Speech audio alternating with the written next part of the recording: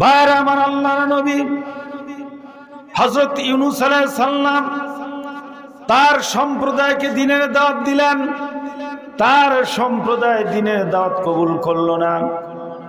হযরত ইউনূস আলাইহিস সালাম তাদের শাস্তির আলটিমেটাম দিয়ে দিলেন।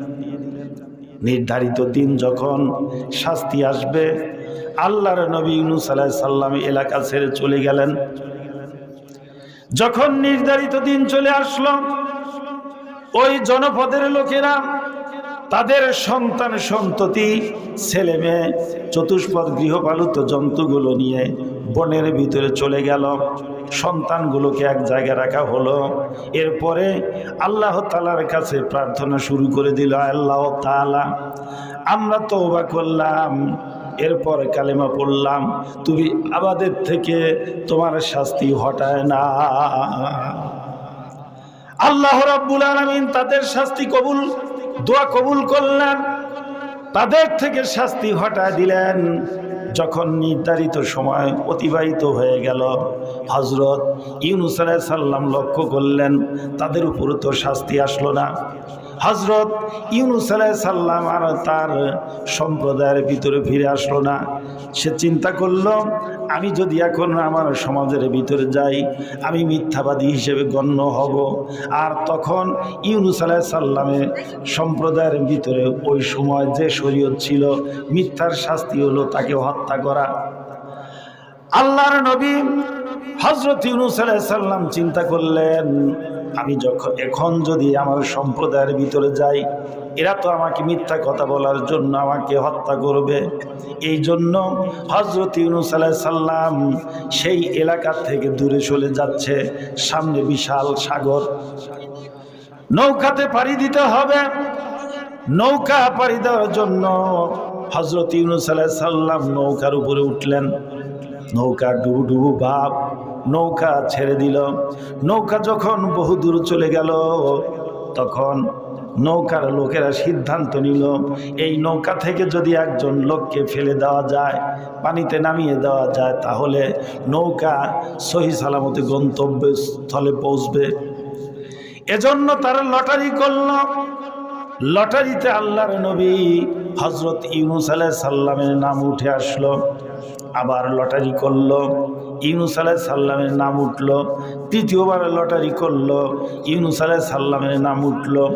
এবার নৌকার লোকেরা আল্লাহর নবী হযরত ইউনূস আলাইহিস সালামকে নৌকা থেকে নামিয়ে দিল। আল্লাহ রাব্বুল আলামিন বিশাল এক মাছকে নির্দেশ দিলেন, মাছ আমার নবী ইউনূস আলাইহিস সালামকে গিলে ফেলো। দ্রুত গতিতে বিশাল এক মাছ এসে আল্লাহর পয়গম্বর ইউনূস আলাইহিস সালামকে গিলে ফেলল। ভাইরা আমার, ইউনূস আলাইহিস সালামকে গেলা মাছটা এরপরে অতল সমুদ্র তলদেশে চলে গেল। সমুদ্র তলদেশে যাওয়ার পর অনুভব করলেন, ছোট ছোট জলজ প্রাণী থেকে শুরু করে প্রত্যেকেই আল্লাহর জিকির করতেছে। হযরত ইউনূস আলাইহিস সালাম আল্লাহ তাআলার জিকির শুরু করে দিলেন। ফানাদা ফিয-যুলুমাতি ফানাদা ফিয-যুলুমাতি আন লা ইলাহা ইল্লা আনতা সুবহানাকা ইন্নী কুনতু মিনাল বলেন, লা ইলাহা ইল্লা আনতা সুবহানাকা।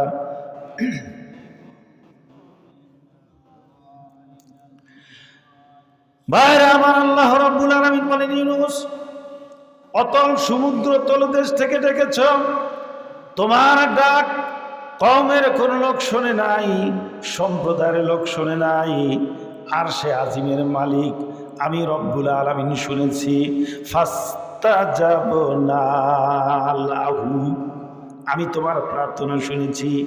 ওয়ানাজ্জাইনাহু মিনাল গাম, বিপদ থেকে আমি তোমাকে উদ্ধার করেছি।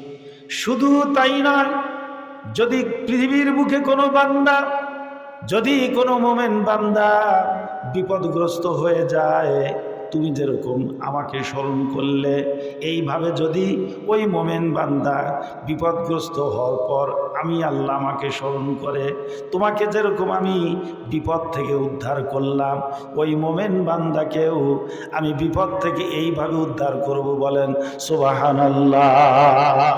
ওয়া কাযালিকা নুনজিল মুমিনিন। তোমাকে যেরকম উদ্ধার করেছি, যদি কোনো বান্দা বিপদগ্রস্ত হয়, আমি আল্লাহ আমাকে ডাকে, আমি তাকে ওই রকম এইভাবেই উদ্ধার করব। জোরে বলেন সুবহানাল্লাহ। বিপদে পড়েছেন, কাকে ডাকবেন?